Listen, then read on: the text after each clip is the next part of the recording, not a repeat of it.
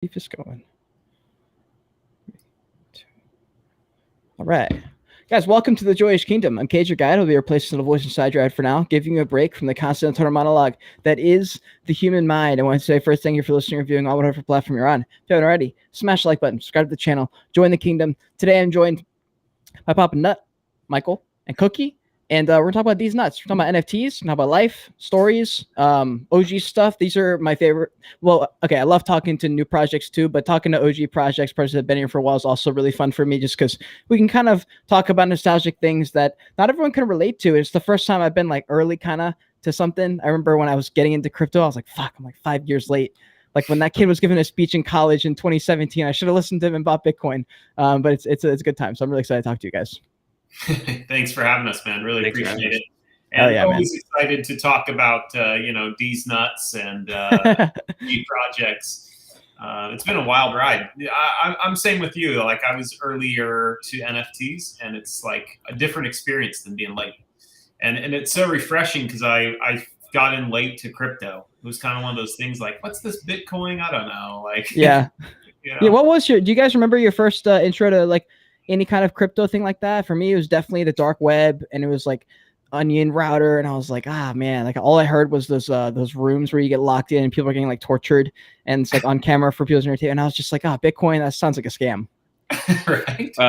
For me, it was believe it or not, it was Deez. Deez was my first time ever hearing the term NFT. It was my first project. Wow. We're gonna September will be 1 year. Damn, which let's was launch go. Day. So I'm my first time was OG with Deez and still there. Yeah, wild. And I got into 5 years before I launched Deez, I got into crypto back when like, Tron and Litecoin were like, oh, they're gonna go to the moon. And I'm like, bro, Litecoin was supposed to take me to the fucking moon. It didn't. Yeah. And so I put in $5,000. I'm like, let's see if I can like fiddle around with this crypto thing. Yeah. I day traded $5,000 down to $1,500. Oh. And I'm like, I suck at day trading this. I made a couple research, put my money into a couple coins I thought would do well, and forgot about it for like 5 years. Revisited it, and that $5,000 was like $48,000. And bro. Like, oh, well, okay. I learned a really valuable lesson. Then when I was getting into NFTs, hodl, That's when I learned the phrase hodl. This day trading stuff and chasing those quick flips can definitely work for some people, was not for me. Yeah, dude. The technology and sticking with it, that's where I'm about. Yeah, 100%. I remember in 2019, I think it was. Yeah, 2019, 2020. No, hold on. It wasn't that long ago. 2020, maybe. There was a trend on TikTok that just popped off, and my friend was like, yo, we should buy some of this stuff. It's on Robinhood. It's called Dogecoin. And I was like, what the fuck? I was like, he's like, come on, dude. Like everyone's buying it. I was like, you're an idiot. Like that is the dumbest thing I've ever heard of. He was like, dude, you're making a lot of money at this place. Just throw in like $200 with me. And I was like, all right, well, if we're going to let's just put in 400. So I put in 400 and then forgot about it for a while. And then I think like a month later, like doubled. So I pulled out half my money. So I had $200 left in there. And then I completely forgot about it for over a year. And then that's when the real bull run kicked off at like the middle of last year. And Devin calls me. He's like, dude, download Robinhood again. I was like, what do you mean? He goes, dude, it's at like 7 cents. We bought it like 0.0000001. I was like, holy shit. I run to my phone. I log in, I check it, and it's like $200 is like $15,000. And I had never seen that much money in one little account before. And I was just like, what the fuck? That's amazing, dude. It's crazy. Yeah, you were so smart because the way you handled that is exactly how you have to approach crypto and even NFTs. It's just like you do your due diligence, you buy in on the projects, you hold for the long term and take profits on the way up. And then you really can't go wrong. It's the younger me, 5 years ago me, of chasing each new thing. And it's like, okay, well, I'm at a little bit of a loss now, but the loss is worth it because I'll get such a better gain on this next thing. And then I ape into the next thing, and then I take a loss on that one, chasing the waves. Wait, tell me your guys' first NFTs that you purchased. Do you remember it? Did you flip it? What kind of purchase was it? Mine was was some kind of goblin, some stupid, ugly goblin. It was super cheap. And Oh, so I'm okay, like, okay. this will be the first one to learn how to do it.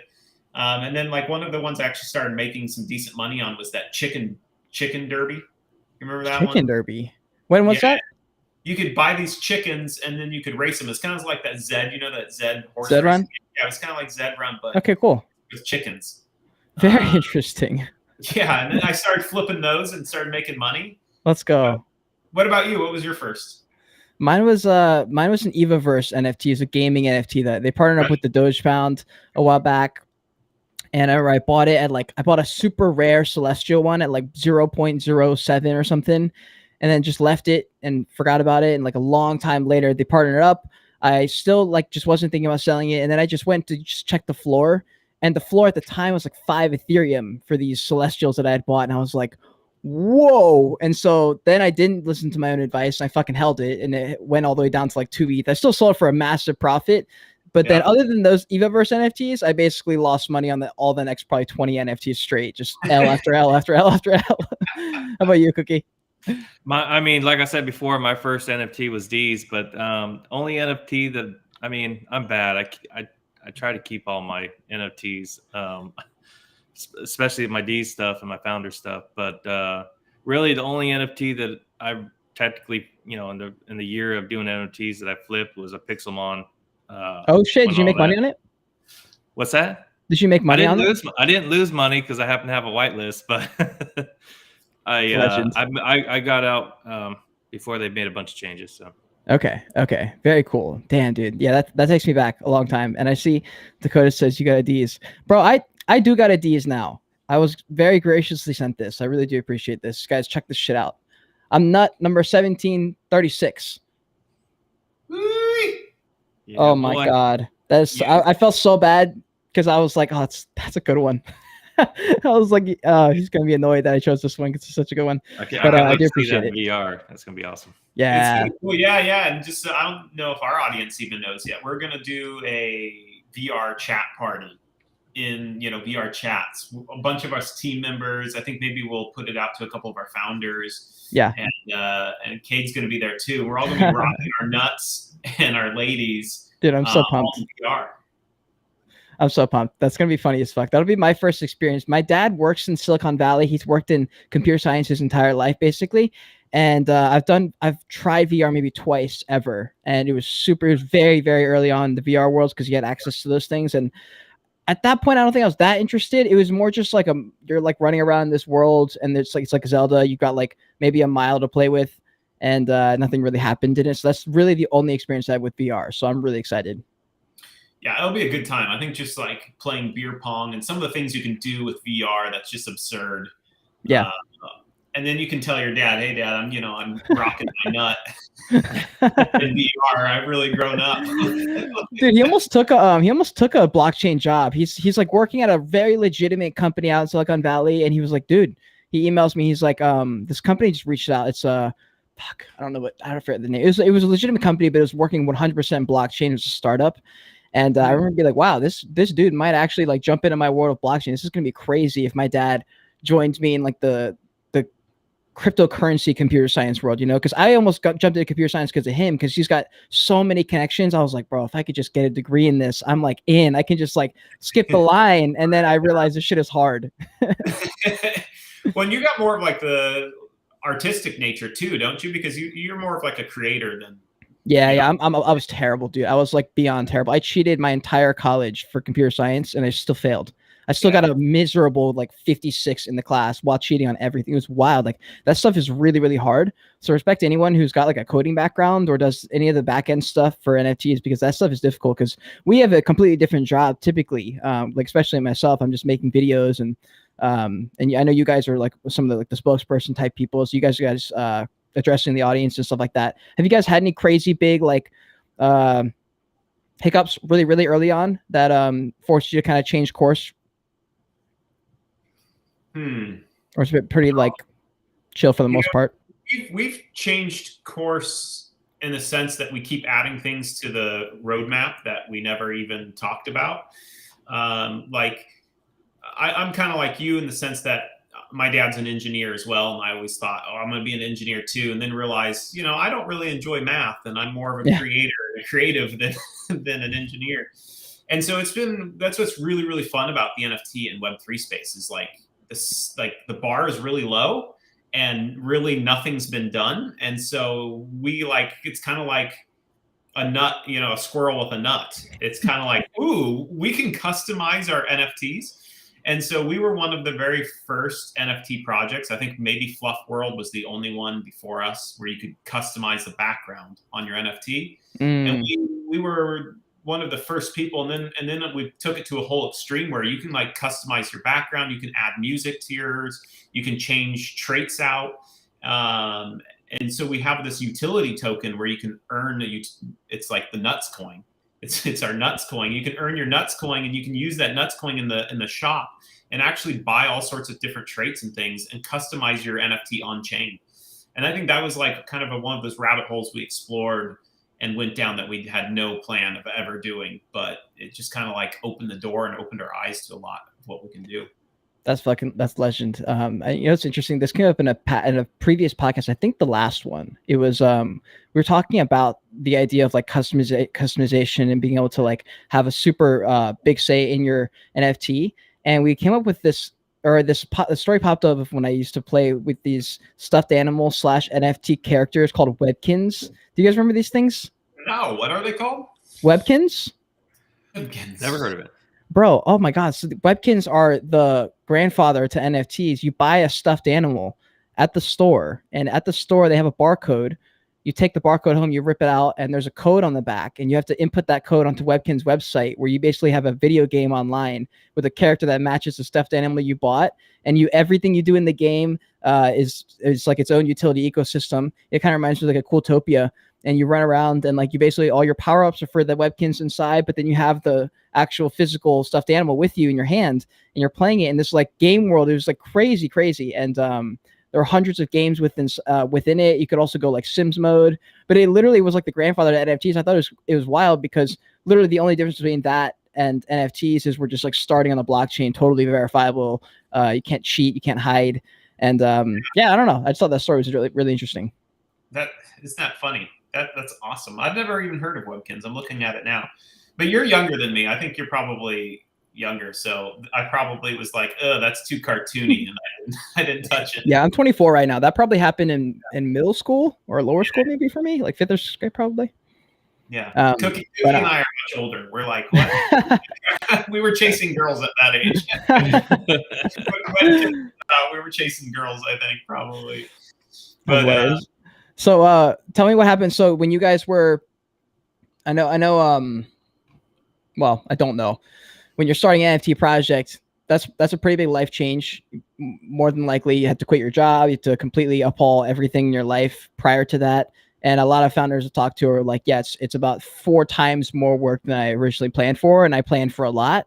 How has it been transitioning into full-time Web3? Good and bad. So I was very, very fortunate that I already ran a video game production company. So I did video games full time for my own company for the last 5-6 years. So I didn't have any job to quit or anything like that. So in one sense, we were very, very fortunate because it's basically all the experience we already had, the art team, the developers, everything. I could just transition all those staff members over to Web3. So that gave us like a huge advantage early on.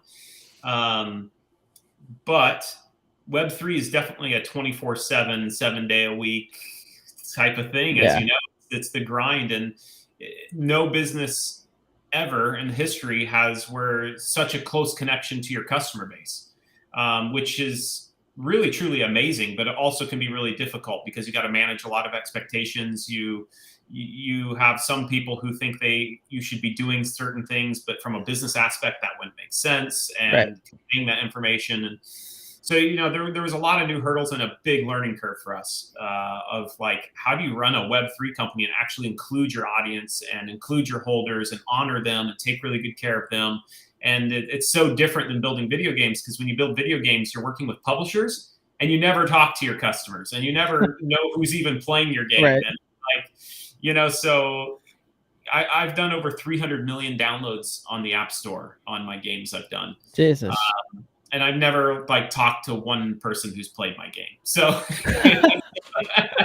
now I'm, you know, all these AMAs all the time, and like my customers are actually talking to me. So that was a big change for sure. Wow, that's funny. It's funny as fuck, actually, when you put it like that. Jesus Christ. Was there anything that you guys thought would be that you would be able to share with the community that you stopped doing as much because it was like not helping as far as like the business side? And then were there things that you thought we would have to not talk about so much that you are bringing up to the community for more, just because like DAOs sometimes work, some projects, I don't know. I feel like it really depends on the caliber of person within the project if you're gonna have like a DAO, because they're just gonna like make all the wrong decisions, you know? Yeah, I was talking to an investor for our metaverse, and he's just like, what the hell is this space? He's like, in nowhere in history in any company I've ever invested in where like the CEOs have to answer to just random holders who bought one of their products. Like, that is very true. I bought an AirPod Touch, and I should be able to call up Steve Jobs and tell him, you know, like he's like, this is it, like he was, my mind was like blown. He's like, that's actually really funny.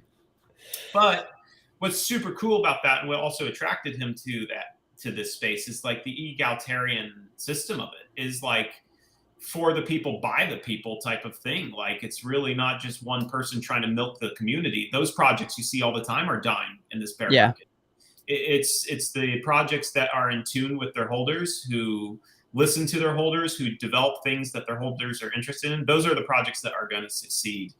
And that was like something for me that I really realized was like, I can have all these plans and ideas and put these things on a roadmap, but you need to be listening to your holders. And if this isn't in line with what they're saying, you got to be willing to pivot your company at a moment's notice. Yeah.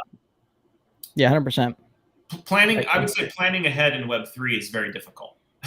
Yeah. Oh my God. I can't, I'm not even a project founder, and I like cannot plan more than 2 weeks. It's just not going to happen. Like, I don't know what I'm like, look, I can't, I don't know what's going to happen in 2 weeks, and I might need to like move my entire life. So I can't plan to like do anything in more than 2 weeks in advance. I just don't know what's going to happen. Like my mom a few months ago was like, yeah, I'm going to come visit in September. And I was like, oh boy, remind me like at the beginning of September, because that's like irrelevant. Yeah. Right.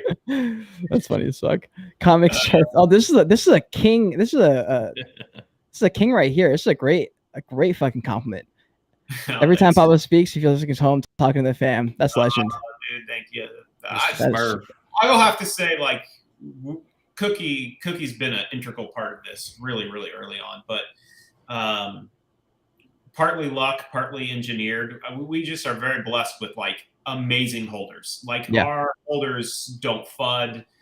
Sure, they'll voice their concerns if they don't like some things or this or that, but that's what we want. That's completely normal. But like, there's no angry people. There's no derogatory crap. There's no drama BS. Like, we have some of the best holders. And part of that is like luck, but also part of that is like big kudos to like Cookie, Smokey, like Dakota Doge, who helped make the introduction for this. Yeah, shout out. Like, I could go on and on. Like, every single one of our holders is like, just puts in so much to this project and helped form this community we have. Like, we've been very lucky. Tell me about the differences between like the summer or the original OG collection, and then when you guys did that Christmas collection. Cookie, you were there you were there by then, right? For sure. Oh yeah. Okay, yeah, that's what I thought. Cookie's always been around. He was an OG mentor, and oh right, yeah. And he was actually basically ignored for a while because I mean, it wasn't like on purpose, but like, you know, doing a mint is unlike like your first mint is kind of crazy. It's like, who are all these thousands of people? And we got to quickly hire new people. And, you know, it takes a minute to get on top of everything. And Cookie was just there quietly grinding and helping and making all these memes, which have now been viewed more than 25 million times. Wait. Yeah. I remember you telling me that. So, guys, if you're watching this right now, go on your phone, especially, I don't know if it works for Android. Does it, do you know? Oh, I think it does. You can go to the Giphy app too. GIF app, yeah. So if you type in on GIFs on your Apple iPhone on iMessage, and you just type in DeezNuts, look what comes up on iMessage, fam. This is like anyone on Earth can type in DeezNuts, and this will come up. That's fucking wild. We've taken over. Messaging app. That is crazy, dude. Yeah, that is fucking crazy. But but Cookie, you weren't on the team by when the original mint happened. So was the Christmas launch for you, was that like a big day for you then? Yeah, I mean, it because it was a free mint, so you know, we were all busy, you know. Yeah. But yeah, it was a big day. I mean, even the D's mint was a big day for me because I didn't know what I was getting myself into. I mean, what did you think it was? I literally was on a job site, and another contractor came up and says, "Hey, man, do you know what NFTs are?" And I said, "I have no idea what an NFT." He goes, "Yeah, they're these little JPEGs you make money off." I'm like, "Get out of here, go back to work, man. I ain't getting involved in no scam like that." And he's like, "Oh man, come on." So I'm like, "All right." So, you know, we went to his place and he was showing me this stuff, and he goes, you know, and it's kind of funny because he was like, "Oh, we should mint this one," and it was, I can't remember the name of the project, but it you know, it wasn't a good start to the NFT introduction because it was delayed, the site crashed and all that, and I'm like, "Man, I ain't getting involved in this." He goes, "No, let's try this Tesco one." I'm like, "What?"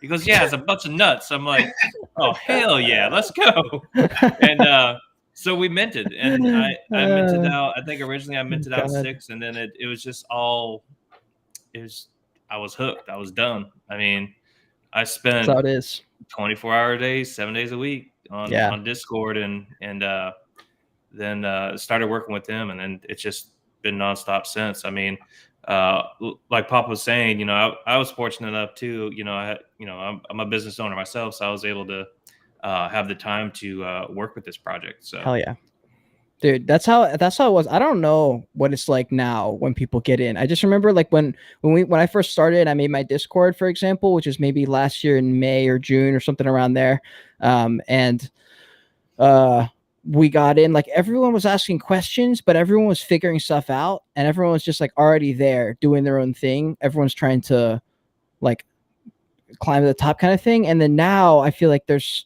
so much information, so many people here, that every other person is trying to onboard new people. And every time someone new comes in, like their first instinct isn't to like go dive in. It's literally to like just ask a bunch of like of the same questions that are just easily Googleable, or like YouTube. Like you can just type that in on YouTube and figure it out yourself. And it's like a different vibe. I feel like in the beginning when you got in, like we all put in 16-hour NFT days on Discord and Twitter. I wonder if it's like that for new people now, or if, I don't know. I mean, it seem that way, right? Yeah. Go ahead, I think the biggest thing, I guess it just depends on the age group too. I think my biggest hurdle and stuff like that when I first got in there too was Discord. I didn't even know what Discord was. Me neither. Or had a Twitter. Neither did I, bro. I didn't understand this app either. My son knew what Discord was, and I'm like, well, I don't know what that is, you know? And I think I spent a lot of time dissecting Discord, and that's what makes these unique, is the, you know, a lot of us have spent hours in that Discord building families and stuff like that. So and Twitter, I mean, that's where all the NFT stuff that I've learned has come from Twitter. I didn't know I had Facebook. You know, so that kind of gives you my age group, but it's Discord and Twitter is a whole different ballgame for NFTs, I believe. I'm seeing like it seems like right now, early days, you know, OG collections, even like DeezNuts launching Discord. I like that. That's a great name. I mean, that's amazing. You guys need to trademark that. There we go. That's the best. But by the ENS. Yeah, you know, like you guys were saying, like OG collections, people are grinding in Discord. People are grinding for whitelist spots, and you know, we're working on a mint right now, and we're getting a lot of whitelist stuff, but people don't want to go hang out in Discord anymore as much as they used to. So we're getting a lot of people coming in, getting their whitelist, and then they kind of go quiet. So I think the landscape will continue to keep changing, and that's one of the things that's kind of exciting and difficult is Yeah. okay, well, where are people wanting to go now? How do we best serve our customer base? How do we get more new eyes on the project and these kinds of things? So yeah, I think things will keep changing.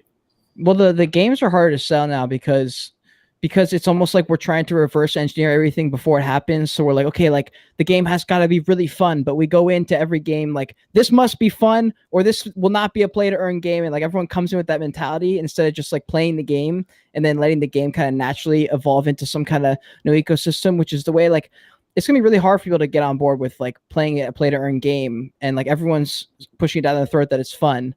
And it's fun to play, and that's why it's mooning. It's not because everyone's making money on the play to earn model. It's just really hard to convince people, especially with the level of game most projects are coming out with. It's just there's not too much going on yet, so it's just going to be a long time. Like even the Bored Ape Yacht Club, there was tons of people were really excited, but then a lot of people were like criticizing because they're like, okay, this is fine, but they're like a long time away from anything that's going to be interesting to play that are not like Bored Ape Yacht Club holders, you know. So what are your guys' thoughts and visions for the future of the play to earn?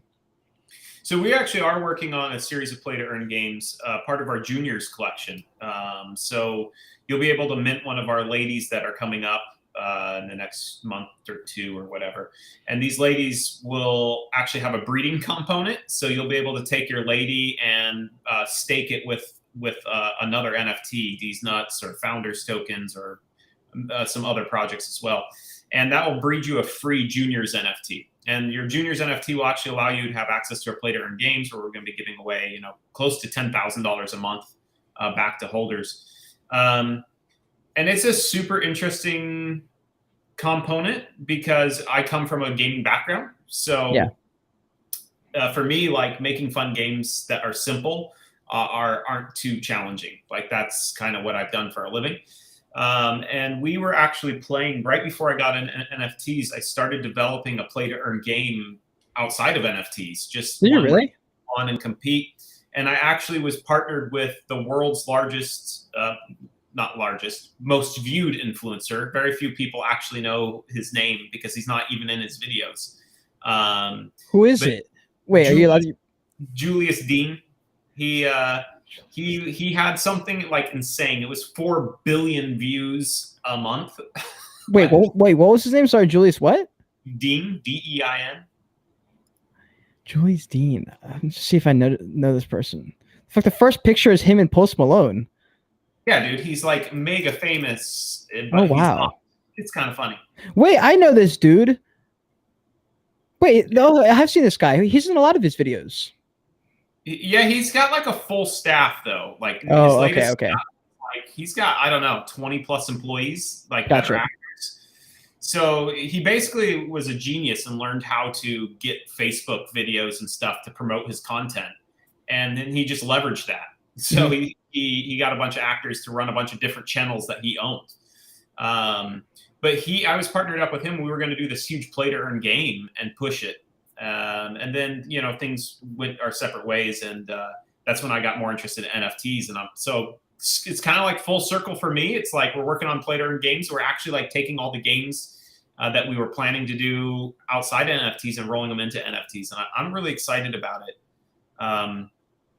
But I would agree with you, like most play to earn games won't be sustainable because they're probably not fun.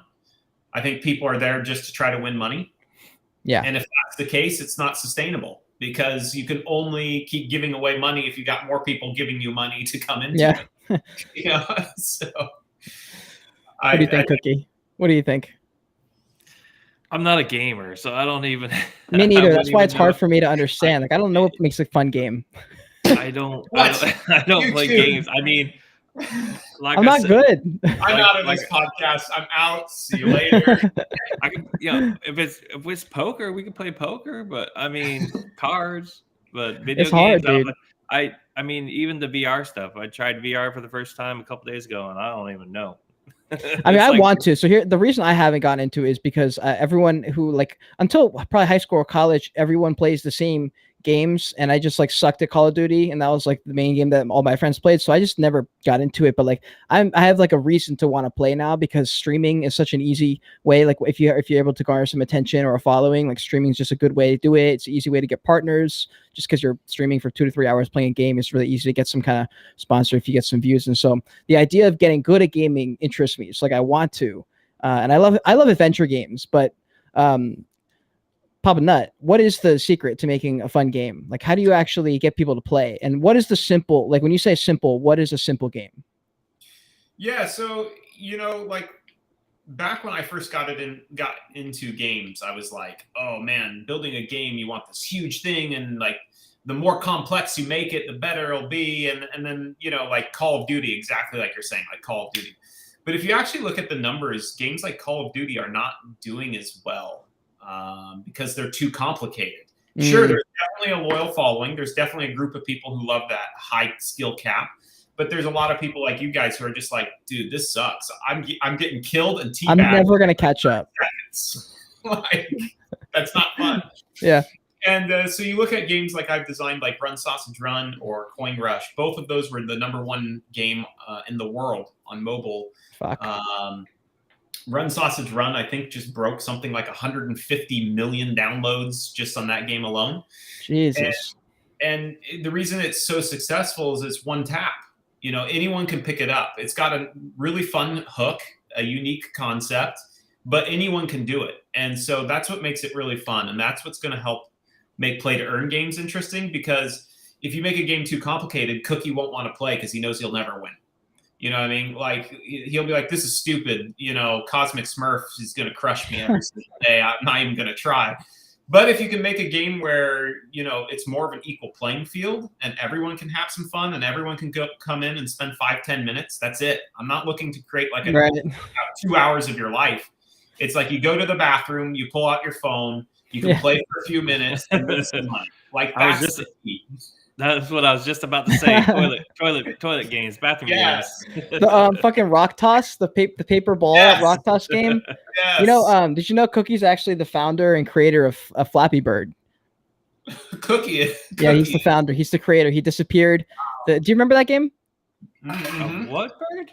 Flappy Bird. I was just making a joke, but Flappy Bird is this game where it's one tap, and it keeps your bird from like hitting the ground. And so every time you tap it, he bounces up.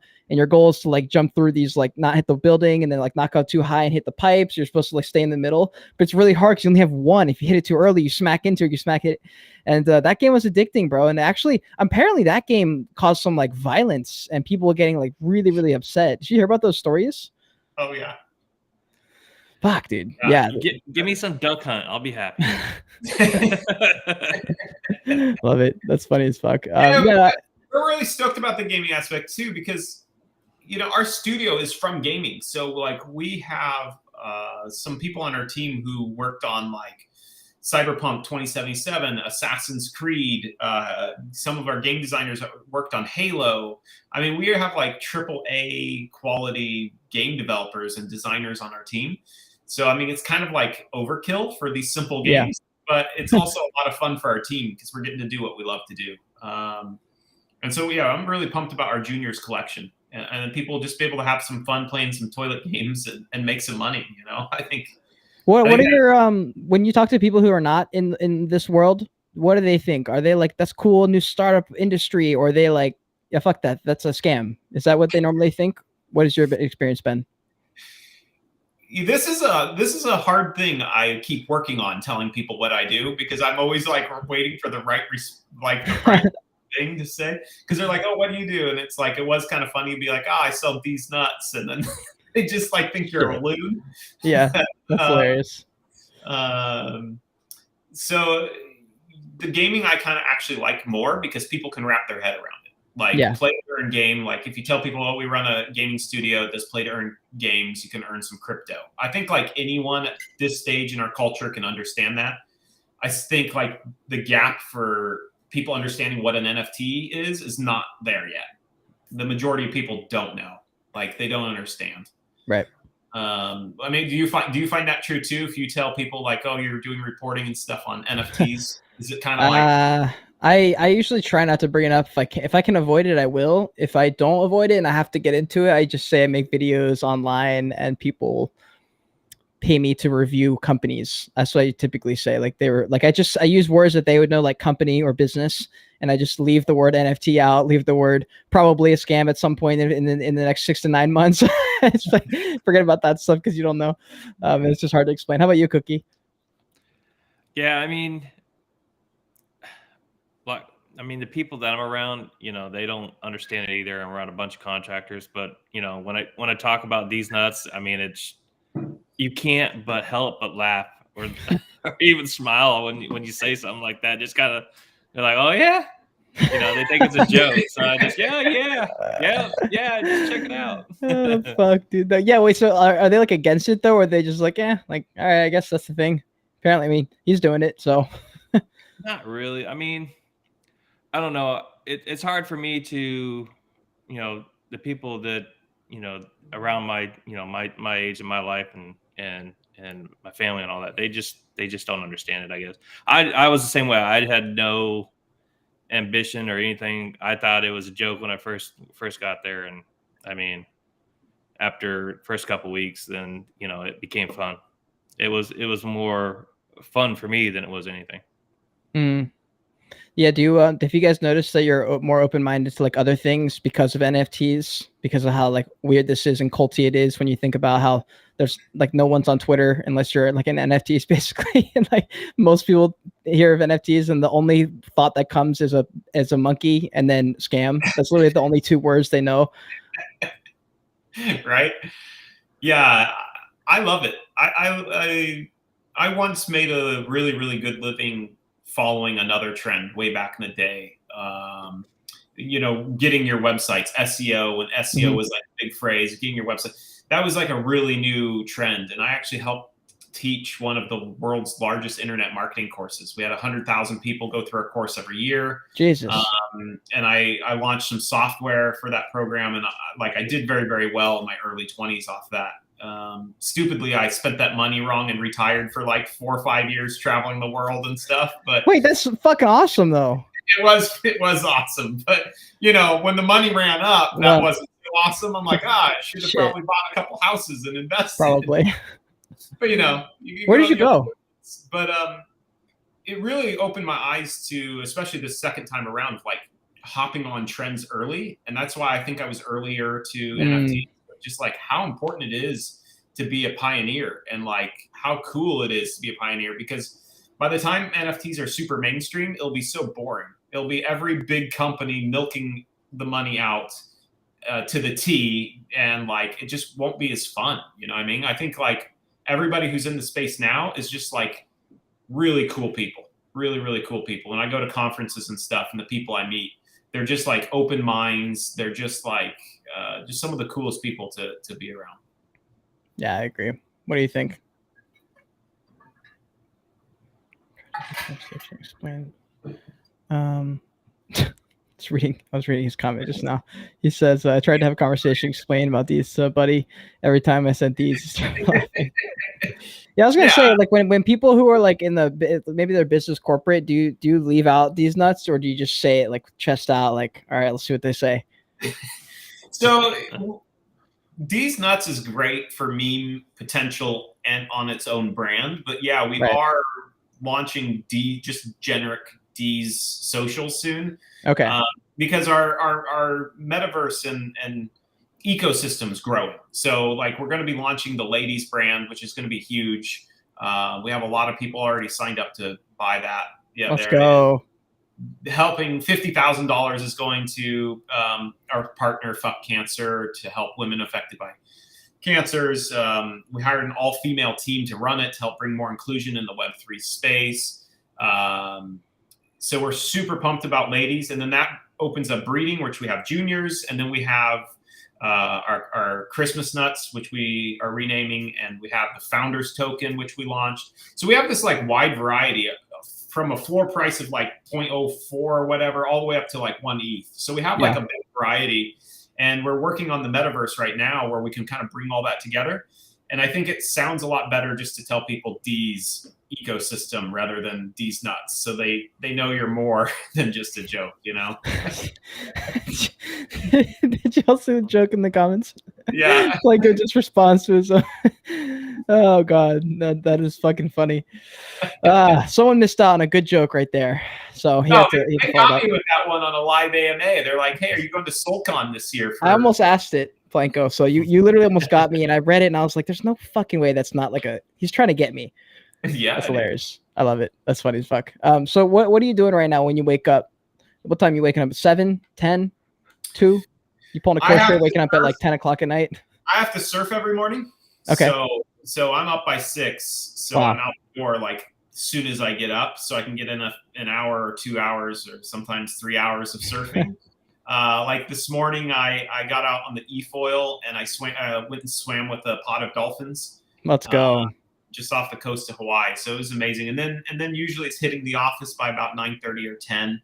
And then it's 12-hour days, like quite honestly. I take breaks to spend time with my kid, my wife, and eat dinner, obviously. But it's just grinding away, working on the play to earn game, working on the ladies marketing, working on the rebranding and website changes for the Deez ecosystem, working on the smart contracts for our shop. We have a whole bunch of new items hitting the shop. People can buy with their Nuts token. I mean, we got so much going on. That's dope. How about you, Cookie? What's your normal day? Yeah, I mean, it depends on the night. I guess it ranges from between 8 and 10, but usually I'm up on all day, all night. I'll crash out 3, 4 o'clock in the morning. Whew. Every night. He's 6 hours ahead of me now. We're different time zones, so now it's like my Papa used to be in the same time zone, so it was a little bit easier. But now it's it's lunchtime when I'm cooking dinner, so it gets a little crazy. So around midnight I start hearing the pings, and then it goes, and then we chat until. I don't make him stay up and answer. I never. No. That's my own choice. Cookie he's a grinder. So as soon as I send him something, he's like up. It's like 11 o'clock at night. He's like, "Oh, that's a great idea. Hold on," and then sends me all this crap. That's the way it needs to be, dude. That you fucking need someone like that. And also, like, I don't know if you guys have a 24/7 mods, but like that's the thing I saw in a lot of bigger Discords. Well, I don't know if you guys need it now, but like when the market was like pumping, there was hundreds of messages coming in a minute. You literally needed someone in every time zone to be able to cover stuff and answer questions and stuff like that. Oh yeah, yeah, we definitely got that on check. Yep. Yeah, 24/7. It's hard though, right? The 24/7 business is hard. Yeah. I think there's like I think for a while I loved how it was 24/7, how crypto never slept. And then like after I was been here for a while, I was like, you know what? Like it'd be kind of nice if there was like one day where like maybe they just like shut down for like one day or like half a day. Like that. Okay, now I understand like why they closed up the stocks and stuff. I was like, maybe there is something that is shit. Like maybe they did figure something out. Fuck. And they were like, we want decentralized everything. And they're like, wow, we can't actually run anything or make anything work. Like, oh, I guess that makes sense why it's everything's like all centralized. And then you're like, shit. I think it took me 9 months to finally like start getting some life balance again. Going out. So because I recently moved back to Hawaii, and I think that move was kind of like, okay, I have a chance to set up a schedule again. I need to work normal hours. I can't work 100-hour weeks for a year straight. It just doesn't work. So, finally it's like, okay, I'm going to get something I enjoy every day, spend some family time every day, and because crypto and NFTs will always be there. They'll always need your attention. They'll always need more. And, we have an obligation to our holders for sure, but you can't kill yourself. And so it's like putting the brakes on just a little bit of like, okay, if I'm working a 50-hour week, that's still better than a normal job. It's giving a lot, but getting that balance is really, really important. Yeah, man. I think you're right. That's about spot on actually, like 9 months, something like that to get a little balance. I didn't have any balance until honestly, every time I think I get a little bit of balance, I'll go another month and be like, wow, I was not balanced there. that last month was ugly. It's hard though, right? Because you like get excited about it and you want to go work off. Right. You like, yeah, it's hard. Yeah, man. Last night I got like this big jolt because I was like, oh my god, like I've been this one bit of content has been just staring at me in the face. I just haven't been able to look at it. And last night, like the answer like popped in my head, and I was like, oh fuck yeah! And it's like 2 in the morning. I'm like scripting everything. I'm like ready to go, like about to start filming. And I was like, shit, it's like 2:30 in the morning. Like I need to go to sleep so I can wake up and like do this in the morning. And so yeah, I agree. It's really difficult. But anyways, there was a couple questions I had. In our company, we run super hands-off management style. So basically, everyone's treated like a partner. I mean, we don't have like a central office. Everyone's scattered all over the world. I mean, we do have a lot of people in Poland. We have a lot of people in New Zealand, but we're pretty scattered all over. And so that was one thing. Like people are like, "Why aren't you worried people won't work?" And I'm like, "No, not on this team. Everyone's like working too much. Like Cookies are working at 2 in the morning." I'm like, "Dude, we'll talk about it tomorrow." I know Planko does the same thing, and Smokey, and like so many of our people are just like grinding because they're excited too. And that's one of those advantages of being in a space like NFTs that's new, is like everyone's excited. Everyone wants to be here. Everyone likes working on this stuff. Yeah. And if you can just survive until the next run, or until inevitably the next something where the market just injects a little bit more money, like everyone says, you know, this is dead or that's dead. I'm like, no, it's not dead. Like if there's just more money that just drops into this space, it's just going to come back to life. It's like, it's not dead. It's just like temporarily like asleep. That's literally like how it is. And I know, I think I've been watching like YouTube videos these guys mentioned, like everyone always thinks like this is the big one, whatever that means. Like this is the one, like this is the one where everything does this, everything does that. And then you're like, wait, I said that 6 months ago and 5 months ago and 4 months ago and 3 months ago. And they said the same thing in 2018 and 2019. You're like, oh shit, just like repeats every single time. So you're just kind of like here, like, that's why we're all here. We're still making videos. Like there's a lot of projects that, how we were talking about earlier, they have literally just disappeared, just completely gone. Haven't heard a peep from like April. Yeah, right. We're growing, I think, faster. We're going to be releasing our new roadmap here soon for all of our brands. And oh shit, dude, we're growing. We have more going on now than we ever did. So because some of those funds that you spend towards marketing and getting new eyes, and some of those efforts can now just be diverted into growing, because you know, there's no one to chase right now. So, but with that said, we're going to be doing our ladies mints soon enough, and I mean, we're getting good market feedback. So I think we'll still be able to continue to grow and thrive during this phase. I think a lot of NFT businesses aren't used to like real business. You know, they're like, you know, Cookie and I had companies outside of this, and if you could spend $100 on marketing and make $300 in sales, that's amazing. Like. But NFT space, they're used to spending $100 and getting $3,000 back. They're like, "What is this bullshit? Only 3 times my money," you know. So. Yeah, like the other day I was trading a shit coin, and I got like a casual 7x on it, just really quick, and I was like, "Whoa!" When I pull my money out, and I remember being like, "Wow, that was pretty cool." Then I was like, "That's it." 7x. I was like, come on. I was like, it was a shit coin. Should have gone to like a 50x. And I was just like, wow, bro, I'm fucking spoiled. It's spoiled, yeah. It's just like a 7x isn't even good enough anymore. I'm like, yikes, this is not good. Like I would watch Benjamin Cohen during the bull run. He's like, guys, nobody's getting out of bed for a 40% up run on Ethereum. He's like, no one cares. And I was just like, bro, oh my God, 40%. I'm like, that's huge though. And these like stock bros are like, yo, we're up 0.6%, baby. Let's go. Tesla's up 2%. And I'm like, wow. Oh, Tesla's up 5% this year. Oh man. Oh my God. Yeah, I can't do it. Yeah, it's actually really messing with like a little bit of like the patience. Like, how's it been making that girls collection? Just because, I mean, you guys do your first launch, you get a shit ton of money all at once, and you're like, wow, this is not normal. Normally, a company doesn't start and just get X millions of dollars into their treasury. Just like, go, we want you to do this. Go make it happen. How was that? How was that first few months versus when you guys kind of just started to do the second drop of the girls? You know, I'm fortunate because of games, again, because games is already a really stupid career. I love it, but would recommend it because you don't make any money until you do, and it's a lot of money. So it's a similar situation. It's like, I mean, I've made like 60 games, and 2 of those were monsters, and you make a lot of money on those. But then when you make shit games after that, you don't make any money. You're just losing money. So for 5-6 years, I've run my company this way, where you make a lot of money and you have to budget that money over a long period of time until you get your next wave of cash. So for us, it was kind of like that. It was like, okay, wow, this is cool, but like I'm used to this, and now we got to be careful how we spend it, and develop wisely with it, and until the next bowl run or until our next drop. But with ladies, our overhead isn't too huge, and the value add that we're bringing back to customers with our infrastructure is really huge. So it's just kind of been, a nice little growth for us, just a normal business. Yeah. How about your experience, Cookie? How's it been for you? I mean, I can't really speak far as like NFT business. My business is a little bit different as a contractor, state contractor. We're a seasonal business. So, I mean, it's as a contractor, all you do is grind and get what you can, and, to get through the wintertime and then move on to the next year.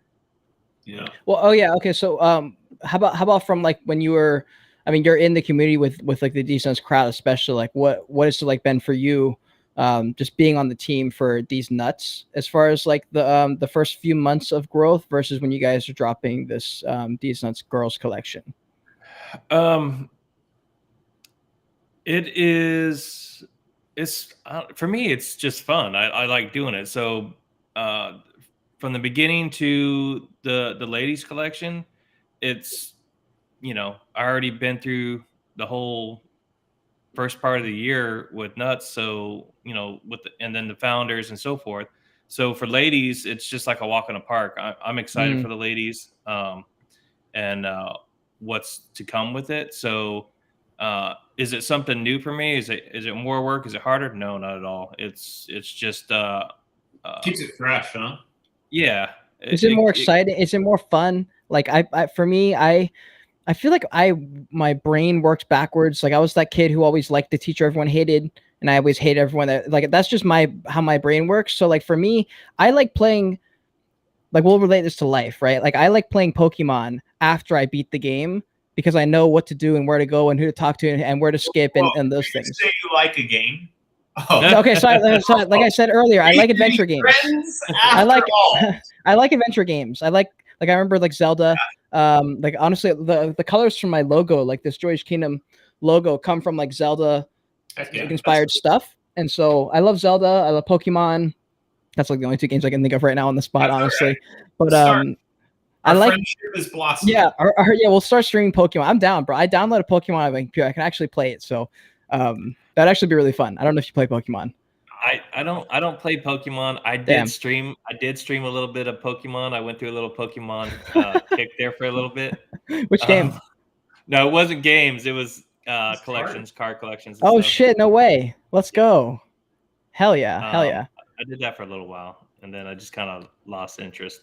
I love Pokemon, but I love the games. So anyways, I like playing the game like after. I enjoy it more once I kind of figured it out. Like for me, when people say like enjoy the journey, enjoy this is the good old days. Like you're gonna look back on these days later. I'm like, I don't think I will. Like I don't look that way toward my teenage years. Like a lot of people look at their nostalgia back in high school, middle school, like, man, those were the days, man. Life's so hard now. I'm like, life's way harder now, but like I don't remember that to be particularly great. And so like I'm looking to the future, like 30. I'm like, I'm really looking forward to like 30s and 40s because at least I'll have money. I can have a little bit more freedom to do what I want. I have a little bit more life experience. I won't have anxiety every time I do anything. Hopefully, maybe I'll have a little bit more confidence when I'm older. So I look forward to that. Love it, dude. I love it. I love getting older. When I hit 30, I was like, oh my gosh, this sucks. Oh yeah. And then now I'm like 37 or something, but I just love it. Every year I get older, I'm like the confidence of just knowing who you are and what you like, a little bit more discretionary income, not chasing the girls, having a woman you love, all these like simple things. It's just like life's pretty cool. You got it. Yeah, I was gonna say that you kind of got it a little bit later on. So I feel like life's a bit more enjoyable versus like when you're 19, you're like scrounging for everything or whatever. I'm not 19, but like I remember when I was 19. I mean, I'm only 24. I'm not that much older, but like when you're 19, you're like scrounging for everything. And then people are like, those were the days. Like when I was younger, it's like, yeah, but that sucked, bro. Like 17 was miserable. Like I didn't know anything about anything. I had no confidence in anything I was doing. I was like, I did not enjoy that. I didn't enjoy like the journey part of that. I was like, I'd rather just have a little bit more information and stuff. So like, was the first drop for you harder or more enjoyable than like right now when you're ramping up for the Deez Ladies Nuts because you have the experience of doing the first one and it's a little bit less pressure maybe? Yeah. Oh, go ahead. Sorry. Go ahead. Yeah, for me anyway, like Deez was like my first one where it was like a lot. It was a lot, like smart Nerve-wracking. contracts and all that. But since Deez, I've done a ton. So I'm actually behind a lot of big drops. I worked on like Neo Tokyo. I did basically all the work for JR and Y's huge drop. I mean, that thing made tens of millions of dollars in a weekend, and all that money went into my account first. Oh my fucking God. So all that money, like from the mint, like all of it, it was me who pushed the button that went Dude, you out. could have been like, let me buy a Bored Ape real quick. No one will notice.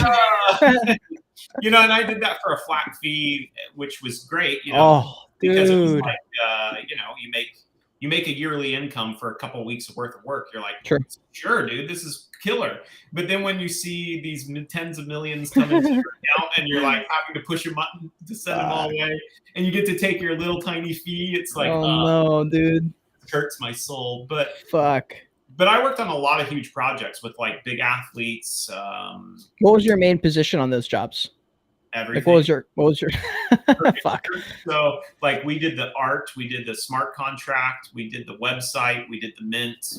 How did you market yourself for that? Do you have like a thing that you put out that people know about, or do people just know that you do that, or just, you know, I'm Papa Nut. So damn, like, all right. You know, Papa Nut. Damn.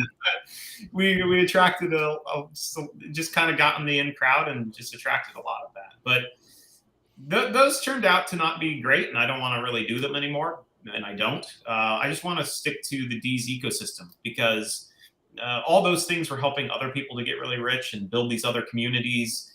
And they're just, I want all that focus to go on my community and my holders. And so at this stage, I've done a lot of drops. And so that's really, really nice. On the flip side of that, Web3 is always changing, right? So we're not in a bull market. I could do a drop 6 months ago and not even market it, and we could make a lot of money. Yeah. Today, it's like, okay, we had to up our production quality. We're having to do all these crazy marketing. We're doing, like, I never even used to do interviews like this because, you know, I don't show my face. So it's like stepping outside your comfort zones a little bit. And, yeah, you know. So it's weird now that there's like tools for everything. So it's like people are reverse engineering everything. So it's like to the point where like, yo, how are we going to sell anything? Like, how are we going to do anything if everyone's got like some kind of tool that like offsets what we're about to do? It's just, it's so funny. But you're right. Like anyone could have dropped a project. Like sometimes, like when I watched that, the Bored Apes just did an interview on the Full Send podcast. I don't know if you saw it, but the two founders of Bored Apes went on this podcast and they were talking about how they just dropped this project full of monkeys and it was like really funny and all these people bought in. And like every time I get one of those origin stories from back in the day where it literally came, people bought them because they thought it was funny. I'm just sitting there, I'm like, man, like that. I wish I just want to go back to that just for like one day, just to experience that kind of like energy again. And I literally sometimes will be like, fuck, I should have dropped a picture, a profile picture project and just like had some kind of fucking stupid thing just to have a bunch of those people. But now, you know, not even 1% of projects are the Bored Ape Yacht Club. Everybody else is just kind of like trying to like get scraps kind of thing. So it wouldn't be that fun. But the idea of joining a project, dude, that sounds really fun. Having a brand centered around something that you love too. Yeah, right. Yeah. Yeah, it is more fun, and you've already built these relationships for now 9 months with some of these people, and so being able to work with your customer base who knows you, you know them, and just seeing like it's kind of like a childhood fantasy because it's like we're building a metaverse, and like these creatures I create are going to be in that metaverse, and like that's really fun, and we have some great ideas from our holders that they give us that I would have never even thought of, and you get to have stupid crap like this made. Shit. Papa Nut 3D printed Let's VR go. Rest. That's fucking awesome. That is fucking awesome right there. Isn't that cool? Yeah, that is really cool. Yeah, that's fuck cool. Yeah. Fuck yeah. Yeah, so you get to do cool stuff like that. I mean, that's crazy. That's cool shit. Here's an interesting question. For both of you guys, you came from, well, I guess we all came from the Web2 world, but what do you envision is going to be what needs to happen for these bigger brands to come in and take the NFT world seriously? Or is it just time? Is it just going to be time and people getting used to it? Yeah, go ahead, Cookie. You want to go first? Or you want me to? Yeah, I mean, for me, being I still learning every day. I think it is really going to be time. It's just like any new technology or anything that's new. You know, it's going to be time. It's going to take time for people to see it and the marketing behind it. I think once the bigger corporations really start pumping it out more, then you'll start to see more people accepting it. Yeah, I think one big aspect will be play to earn games, which will help be a driver for NFTs into that culture. I think that's a very easily adapted culture that will be happy to pick up NFTs. You know, these kids grinding thousands of hours on games like Fortnite, and then they walk away from that game and they don't own anything. Yeah. That doesn't make sense for gamers. They would love to own their content, and people like Fortnite want to give them content because now they can transfer to their next game more easily. You know, that keeps people in their ecosystem. So I think gaming will help push NFTs forward a lot. Other than that, I think things like this, you know, ETH merger and some of these things need to happen where we can get less impact on the environment, lower gas fees. Yeah, that's good. These are the kinds of things that are needed to bring on the big companies, because like right now, there's still too much hate for NFTs because of the impact on the environment and these kinds of things for big companies to heavily get involved. But I think it's projects like ours, it's projects like Bored Apes especially, that are paving the way for more mass adoption. You know, proving out use case scenarios, paying for the development of some of these things. And then people like Ethereum who are brave enough to start making giant changes to their chain to help move in the right direction. Yeah, that's a good point. That's a good point. It probably will be more the technology side of it, of what's going on underneath in the blockchain world that people get more attached to, because I don't know what role the profile pic collections are going to play in this whole thing. Like, I don't know if these will forever be niche for like the degenerates, or if like everyone will know about like the collectibles, you know, like what portion of the world knows about collectibles in general right now, I guess, if that makes sense. Like not even just NFTs, or just like the collectible world, or like comics or manga or something like that. Like how popular is that in the real world, you know? Yeah. I don't know if PFPs will ever come back as strong as they were. They're definitely going to have another bull run, I believe, for sure. I think it's the PFP projects that are going to do really well are the ones that are scrambling to add really good utility, which is what we're focused on doing. Because I agree with you. I think the actual PFP will be more niche, but utility will never be. You know, I think Gary Vaynerchuk probably paved the way in a very good way that way with, you know, this is my ticket to my shows, and here's like real world utility that everybody would want. And that's just not going to go away. You know, you may think his art is stupid, his little hand drawn doodle crap, but you'll still buy one. You'll buy it for the utility. Yeah. So I think smart brands right now are converting their money they made into utility for their PFPs. And that's what we're focused on doing for sure. Yeah, 100%. And also, guys, if you have any questions for the men, ask them in the chat, because as long as they're not like weird or just like constantly asking for whitelists. I did a podcast with Voltura from Psychedelic Anonymous, and literally every other comment was like, when whitelist, like easy whitelist, why is it whitelist? I was just like the most degenerate behavior I've ever seen in my life. We should do some kind of giveaway to your audience. We'll give away maybe like a DeezNut or something, give some free value out and get some. Bro, I'm down. You want to do it live on the stream right now? Yeah, we can definitely do that too. Okay, let's do let's give out OG nut. Add someone to the fam. That's legend. How about this? Let's do. There's a few people in here. Some people are watching it on Twitter actually, so we stream it to YouTube and Twitter and one or two other places. So wherever you're at, screenshot that you're watching this stream, and then I want this on Twitter. Just tag DeezNuts and tag me, and just I don't fucking know. Just screenshot the photo, put that on Twitter, and say something about nuts. I feel like that's something like that. What do you think? Yeah, sure. Free nut. People are like free nut. Free nut. A free nut. All you gotta do is tweet out that you're watching the show.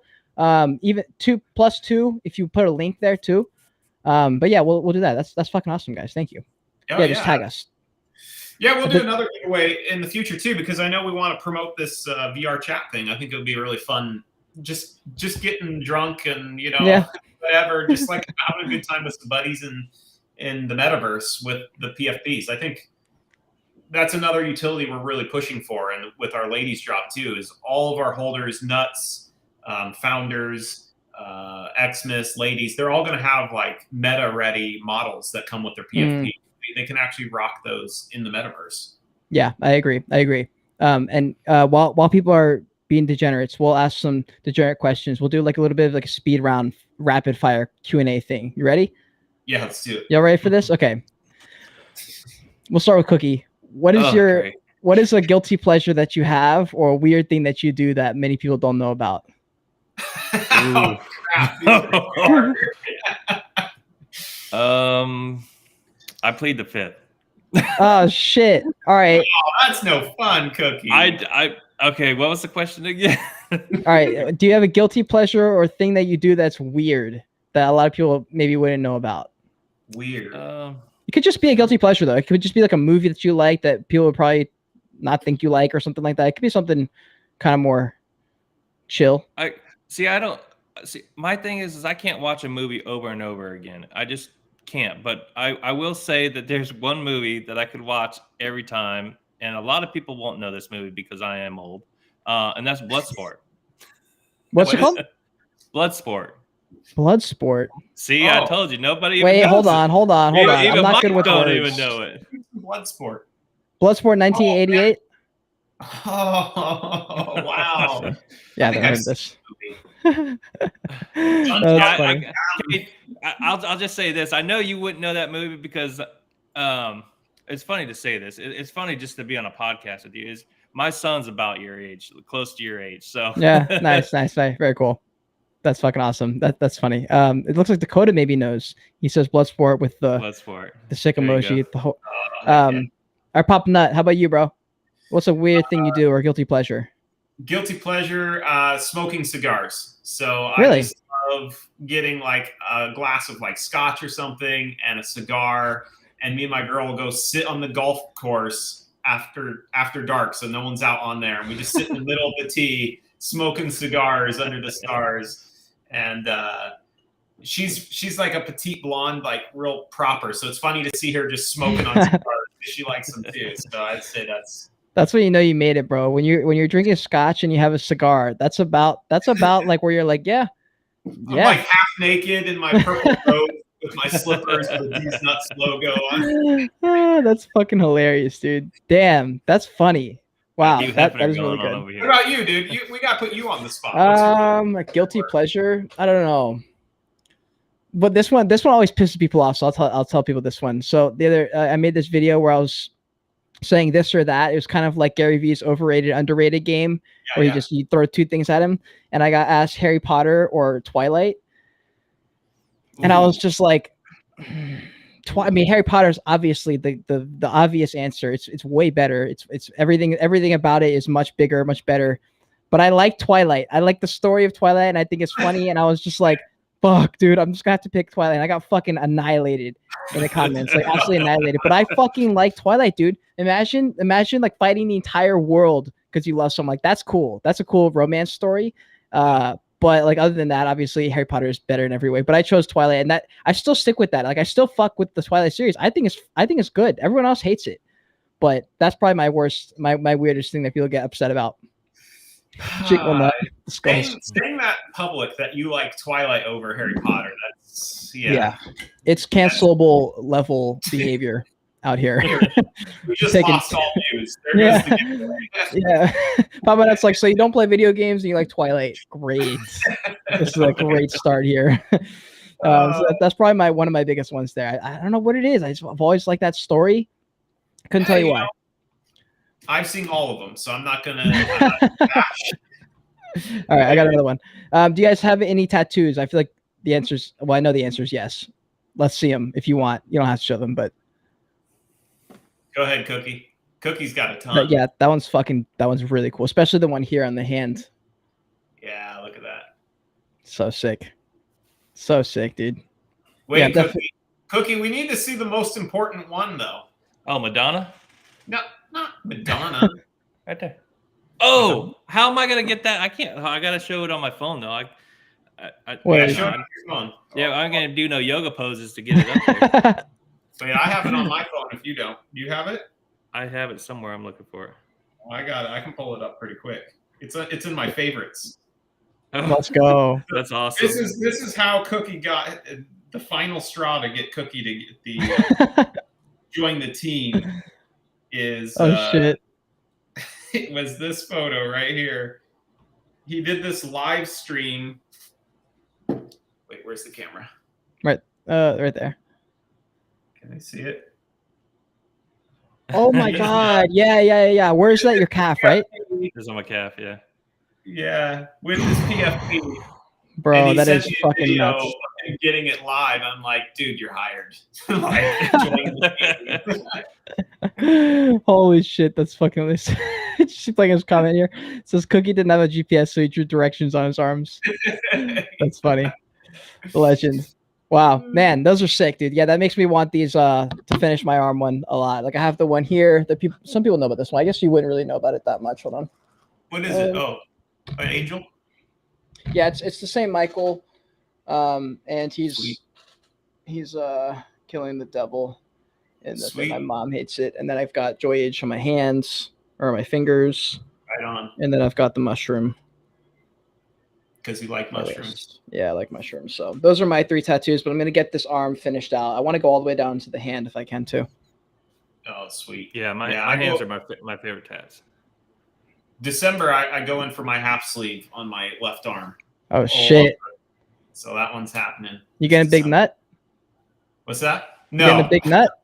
I'm doing a Hawaiian tribute because I love Hawaii. I've lived here for 5 years, so just True. doing something to honor Hawaii. Let's go. My love for it. So Legend. That'd be cool as fuck. That'd be really cool. Okay. Do you have a favorite alcohol? beer for me.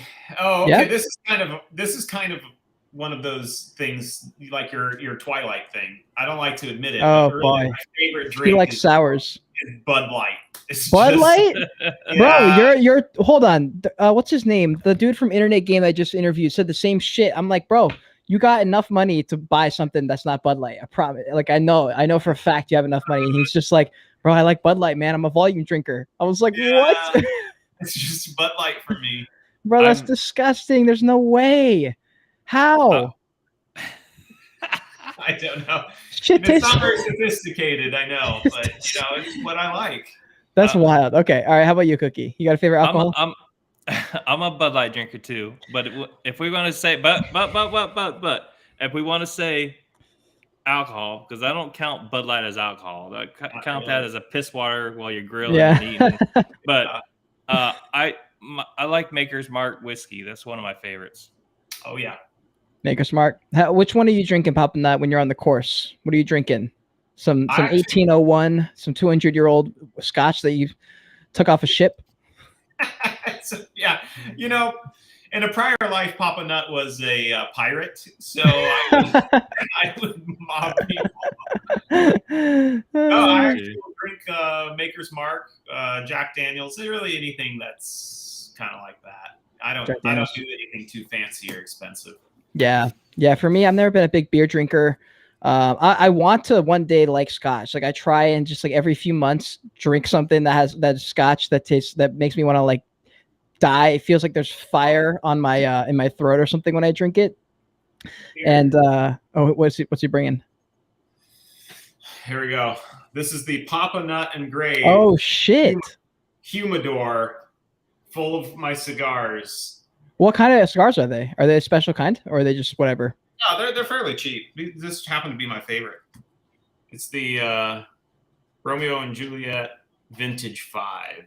It's the best flavor for me. Hell yeah. Dude, I got sick last time I did them because I didn't know. My dad told me after. He's like, I got one of those like the bigger ones, and I tried to smoke the whole thing. And he was like, "What are you doing?"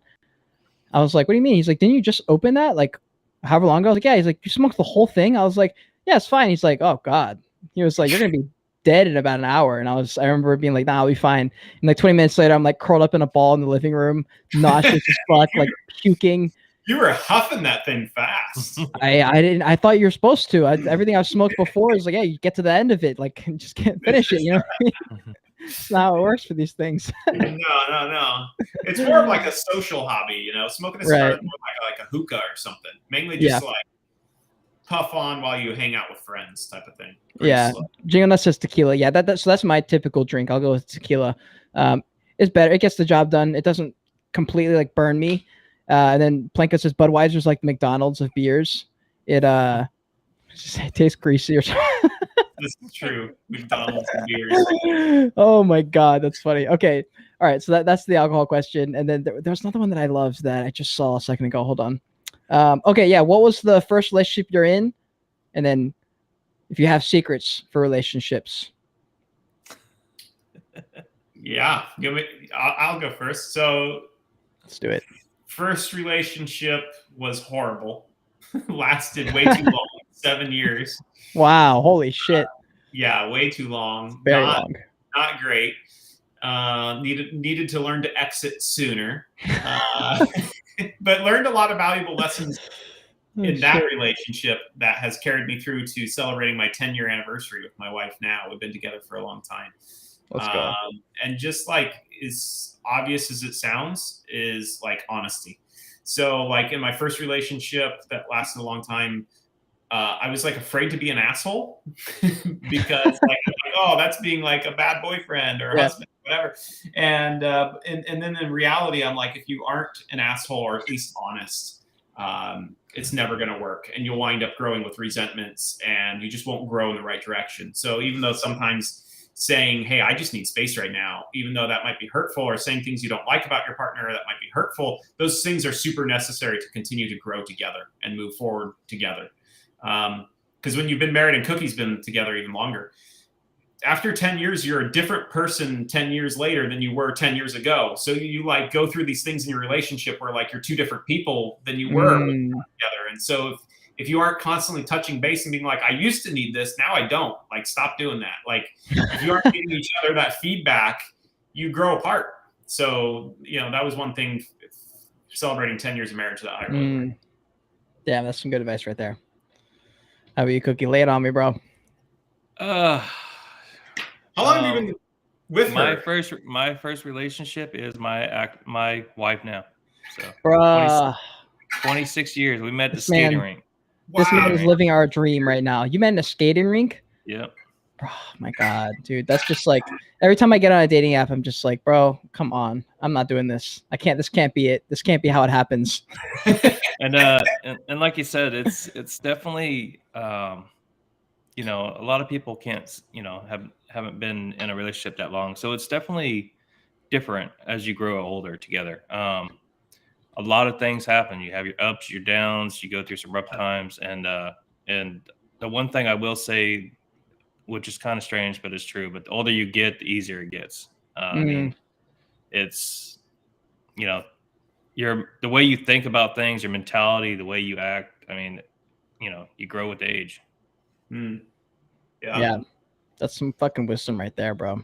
That's some like literal wisdom right there. Especially the part well, I guess you both kind of hit on this, the idea that you guys kind of change as you grow up and you get older. So like, I mean, that's definitely true. I mean, every like few years you look back a few years ago and you're like, oh man, like 4 years, like not even 4 years ago, you're like, that was a completely different life. I don't know what you guys were doing 4 years ago, but 4 years ago for me, what's the year? 2022 to 2018. So I'm like a sophomore in college and I just transferred in, and my only thought process was like, where do I find the hottest girl here within a mile of me? Like that was the only thought that was in my head. Yeah. Nothing else. And now I'm like a totally different trajectory. I'm like, I'm trying to be a full-time YouTuber and have like a whole show. Like now it's this entirely new mentality. I lived in a car for a while, traveled, met all these crazy people in just a few years. But okay, so here's a good question. Actually, there'll be like a quick follow-up. How different, if any, does the NFT space, Web3 space feel compared to any other new thing that was popping? Does this feel any different, or is this just just like the big new toy? No, it does feel different to me because I have followed a lot of trends. I had a baby brand on Amazon because, you know, Amazon affiliates, the FBA you could do. So I did the whole Amazon thing. I did the SEO thing. I was importing aluminum from Vietnam for a while because there was a tax break or tax against China. So I found loopholes to bring it anyway. Damn. So there was all these trends I got on. But those trends would make me a lot of money and then they would go out of business because they're trends. You're just that. And that's what I feel is really different about NFTs. And what's exciting is it's kind of like the internet in the 90s. So of course it's going to evolve. Of course NFTs are going to evolve, and the PFP will move on and things like that. But what's really exciting is NFTs aren't going anywhere. Someday your car title will be an NFT. Someday your license will be an NFT, because it just makes sense. Everything's moving digital, and you need a way to make it non-fungible and have a record of that. So what's really exciting is, yes, we are in a fad and a trend right now, but it's one that will last. And if you can kind of navigate that and grow with it, you can really build a name like what you're doing right now, what Cookie's been doing, what I've been doing. We're building names. Even when the markets are down, we're building names, we're building audiences, we're adapting to the change. And I think those people who are willing to do that now will really grow on the other side. Yeah, 100%. Cookie, do you have any thoughts on that? Yeah, I mean, for me, it's this is fun for me. I mean, I've done a lot of things in my lifetime, and followed different trends on my side, but this is probably one of the things that I'll probably do as long as it's around. I mean, for me, it's a lot of fun for me. So, if I'm not working with the NFTs or, out fishing with the kids, then it's what I'm doing. Yeah. That's what I like to do. Hell yeah. I could, it's one of my favorite things to do is get out there on a Saturday night, get the grill going, get the TVs going, sit in front of the computer out there on the back porch, drink beer, and mess around on Discord. He has a big screen with Discord open. He sent me a picture. He's got football on one big screen, the other big screen. We got the two 80-inch screens on the back porch, and one runs Discord and one runs football, and we just grill and drink beer. I mean, you can't beat that.